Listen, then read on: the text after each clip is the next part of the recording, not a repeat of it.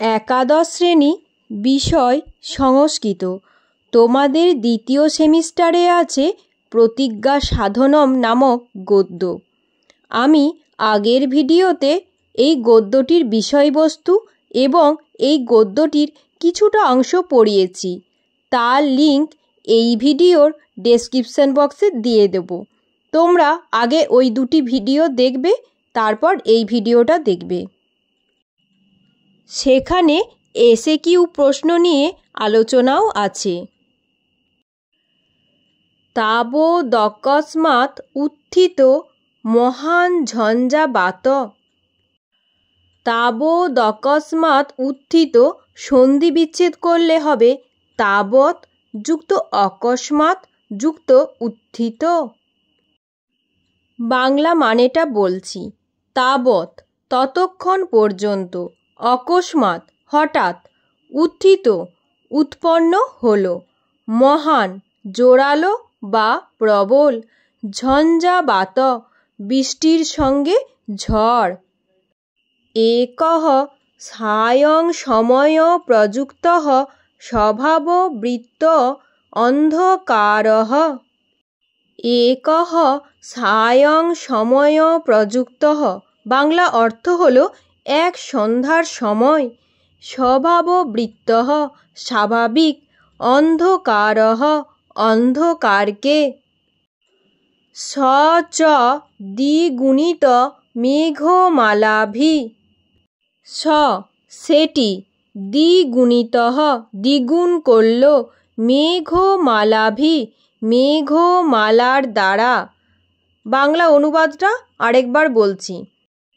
তাবদকস্মাৎ উত্থিতঃ মহান ঝঞ্ঝাবাতঃ ততক্ষণে হঠাৎ প্রচণ্ড বৃষ্টিসহ ঝড় উঠল। একঃ সায়ং সময় প্রযুক্তঃ স্বভাববৃত্তঃ অন্ধকারঃ।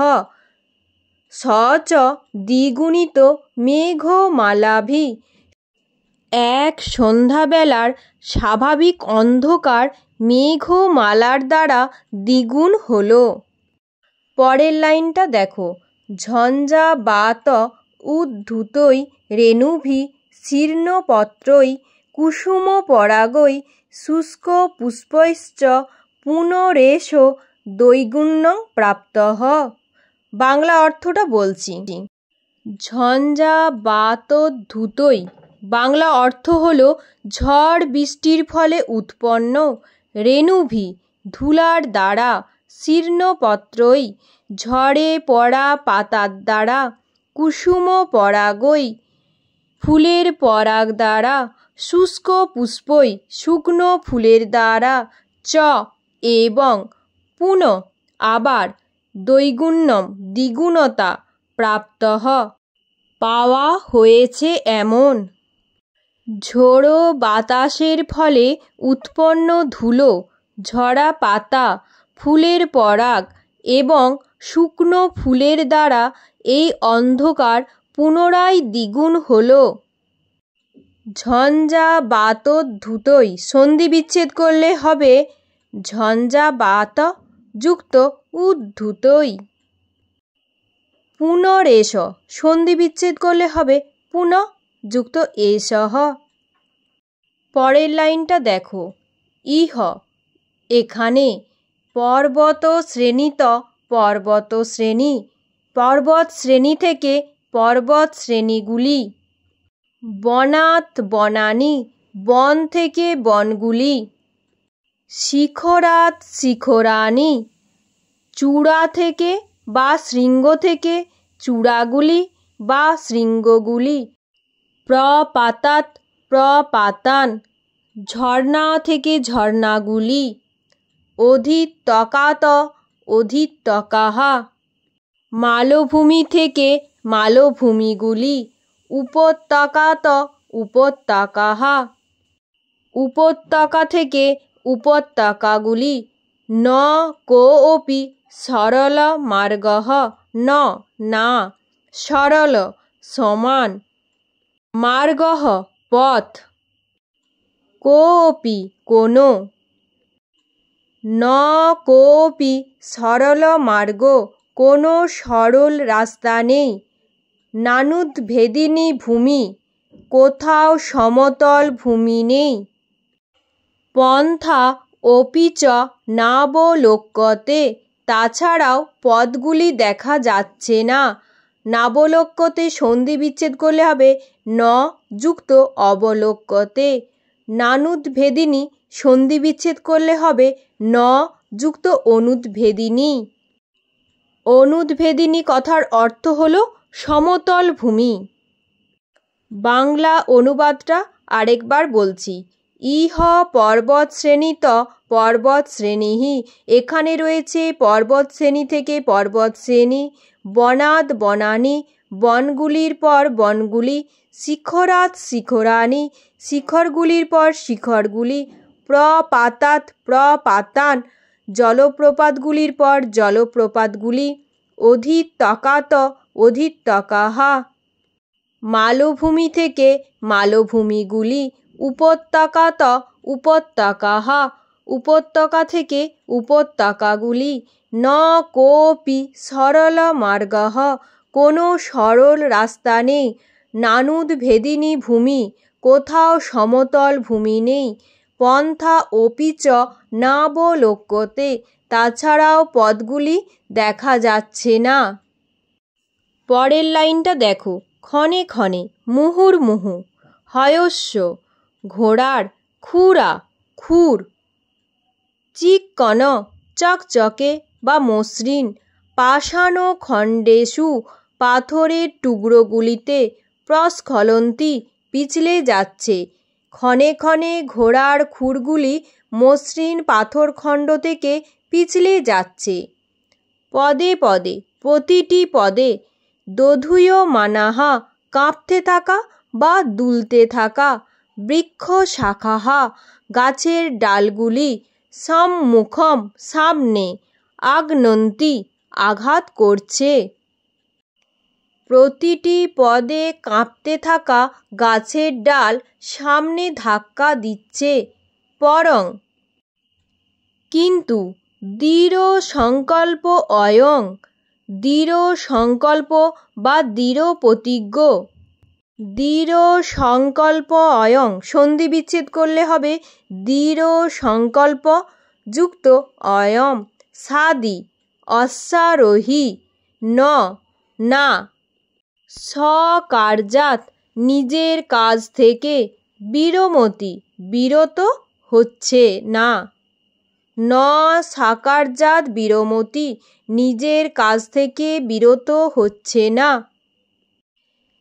কিন্তু দৃঢ় প্রতিজ্ঞ অশ্বারোহী তার নিজ কাজ থেকে বিরত হচ্ছে না। পরের লাইনটা দেখো।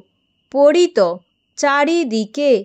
স হরহরা শব্দম, হর হর শব্দের সঙ্গে বা মর্মর শব্দের সঙ্গে। দোধূয়মানানাম, কাঁপতে থাকা। পরসহস্র বৃক্ষানাম, হাজার হাজার গাছেদের। এখানে বানানটা একটু ভুল আছে, পরসহস্র হবে, একটু কারেকশান করে নেবে তোমরা। বাতাঘাত, বাতাসের আঘাতে। সঞ্জাত, উৎপন্ন। পাতানাম, খসে পড়া। প্রপাতানাম, ঝর্ণা বা জলপ্রপাতের। মহান্ধতমসেন, অত্যন্ত অন্ধকারের দ্বারা। গ্রস্যমানানাম ইব, গ্রস্যমানানাম অর্থ হলো আচ্ছন্ন হয়ে থাকা। সত্তানাম, প্রাণীদের। ক্রন্দনস্য, কান্নার। ভয়ানকেন, ভয়ানক। সনেন, সনেন কথার অর্থ হলো শব্দের দ্বারা। কবলীকৃতম ইব, কবলিত হয়ে গেছে বা ব্যাপ্ত হয়ে গেছে। গগনতলম, আকাশ। পরিত স হরহরা শব্দং দোধূয়মানানাং পরসহস্র বৃক্ষানাম, চারিদিকে মর্মর শব্দের সঙ্গে দুলতে থাকা হাজার হাজার গাছেরা।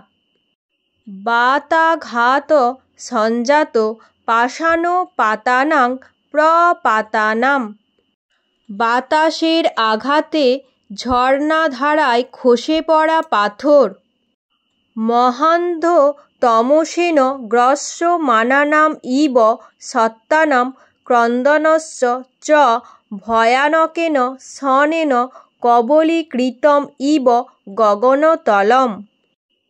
এবং ঘোর অন্ধকারে আচ্ছন্ন হয়ে থাকা বন্য প্রাণীদের কান্নার ভয়ানক শব্দে আকাশ যেন আচ্ছাদিত হয়েছে। পরের লাইনটা দেখো। পরম কিন্তু দেহং বা পাতয়েয়ং কার্যং বা সাধয়েয়ম। দেহত্যাগ করব বা কাজ সম্পূর্ণ করব ইতি এই কীত প্রতিজ্ঞ অসৌ শিববীরচরঃ। কীত প্রতিজ্ঞা পালন করেছেন অসৌ এই শিববীরচরঃ শিবাজির গুপ্তচর। নিজ কার্যাৎ ন নিজের কাজ থেকে ন বিরমতি বিরত হননি। কিন্তু শিবাজির এই গুপ্তচর আমি শরীরকে বিনাশ করব অথবা নিজ কাজ সম্পন্ন করব এই প্রতিজ্ঞা করে নিজের কাজ থেকে বিরত হননি। এরপর আসি এসএকিউ প্রশ্নে। অকস্মাৎ উত্থিত ... স চ দ্বিগুণিত। হঠাৎ কিসের উত্থান হয়? তার প্রভাবে অন্ধকার কিভাবে দ্বিগুণ হয়েছিল? হঠাৎ প্রবল ঝোড়ো বাতাসের উত্থান হয়েছিল। ঝোড়ো বাতাসের প্রভাবে উত্থিত মেঘমালার দ্বারা অন্ধকার দ্বিগুণ হয়ে গিয়েছিল। পুনরেষ দ্বৈগুণ্যং প্রাপ্তঃ। কি এবং কিভাবে পুনরায় দ্বিগুণ হয়েছিল? সন্ধ্যাবেলার স্বাভাবিক অন্ধকার প্রবল ঝঞ্ঝার কারণে উত্থিত ধূলিকণায়, ঝরা পাতায়, ফুলের পরাগে ও শুকনো ফুলের দ্বারা পুনরায় দ্বিগুণ হয়েছিল। পাষাণখণ্ডেষু প্রস্খলন্তি। কি পিছলে যাচ্ছিল? পাষাণ শব্দের অর্থ কি? পিছলে যাওয়ার কারণ বর্ণনা করো। ঘোড়ার খুর মসৃণ পাথরে পিছলে যাচ্ছিল। পাষাণ শব্দের অর্থ হলো পাথর। শিবাজির বিশ্বাসভাজন যুবক যখন তার পত্র নিয়ে ঘোড়ার পিঠে চেপে পর্বতশ্রেণীর উপর দিয়ে যাচ্ছিলেন তখন আষাঢ় মাসের সন্ধ্যাবেলায় প্রবল ঝড় বৃষ্টি হয়েছিল। ফলে মসৃণ পাথরে ঘোড়ার খুর পিছলে যাচ্ছিল। স হরহরা শব্দং। হরহরা শব্দের দ্বারা কি বোঝানো হয়েছে? কিভাবে এই শব্দের উৎপত্তি হলো? হরাহরা শব্দের দ্বারা কম্পমান গাছেদের শব্দকে বোঝানো হয়েছে। যখন শিবাজির বিশ্বাসভাজন যুবক তার পত্র নিয়ে ঘোড়ার পিঠে চেপে পর্বত শৃঙ্গের উপর দিয়ে যাচ্ছিলেন তখন প্রবল ঝড় বৃষ্টি শুরু হয় এবং অত্যন্ত বেগে বাতাস বইতে থাকে। এর ফলে কাঁপতে থাকা গাছেদের থেকে হরাহরা শব্দের উৎপত্তি হয়। হরাহরা শব্দ হলো মর্মর শব্দ। বন্যপ্রাণীদের কান্নার কারণ নির্ণয় করো। আষাঢ় মাসের সন্ধ্যার সময় আকাশ মেঘাচ্ছন্ন। নানাবিধ প্রাকৃতিক দুর্যোগ যেমন ঝড় বৃষ্টি, মেঘমালাদের দ্বারা সৃষ্ট মহান্ধকার, গাছেদের কম্পনের হরাহরা শব্দ এই সব কারণের জন্য মহা অন্ধকারাচ্ছন্ন বন্যপ্রাণীরা কেঁদে উঠেছিল। সত্তানাম দন্তেস্য তয়ে তয়ে বয়ে আকার দন্তন্বয়ে আকার ময়ে হসন্ত। সত্তানাম বলতে কাদের বোঝানো হয়েছে? সত্তানাম বলতে বন্য প্রাণীদের বোঝানো হয়েছে। প্রাকৃতিক দুর্যোগের ভয়ানকতায় যুবকটি ভয় পায়নি কেন? প্রাকৃতিক দুর্যোগের ভয়ানকতায় শিববীরের বিশ্বাসভাজন যুবকটি ভীত হননি, কারণ তিনি ছিলেন তার প্রভুর অনুগত একজন দেশপ্রেমিক, যিনি নিজের জীবন থেকে কর্তব্য কর্মকেই শ্রেষ্ঠ বলে মনে করতেন। কৃত প্রতিজ্ঞ অসৌ। উদ্ধৃতাংশে অসৌ পদের দ্বারা কাকে বোঝানো হয়েছে? তার প্রতিজ্ঞাটি কী ছিল? অসৌপদের দ্বারা লেখক শিববীর চরকে বুঝিয়েছেন। আমি আমার দেহ বিসর্জন দেব অথবা কার্য সম্পাদন করব। শিববীর অনুচরের এইরূপ প্রতিজ্ঞা ছিল। দেহং বা পাতয়েয়ং কার্যং বা সাধয়েয়ম। কে কখন এই প্রতিজ্ঞা করেছিলেন? যখন শিববীরের একজন বিশ্বস্ত গুপ্তচর আষাঢ় মাসের অন্ধকারময় সন্ধ্যায় একটি গোপনীয় চিঠিসহ সিংহদুর্গ থেকে তোরণদুর্গে ঘোড়ায় চড়ে যাত্রা করার সময় দুর্গম পাহাড়ি পথে প্রাকৃতিক দুর্যোগের ভয়ঙ্কর পরিস্থিতির সম্মুখীন হন, তখনই তিনি এই শপথ করেছিলেন।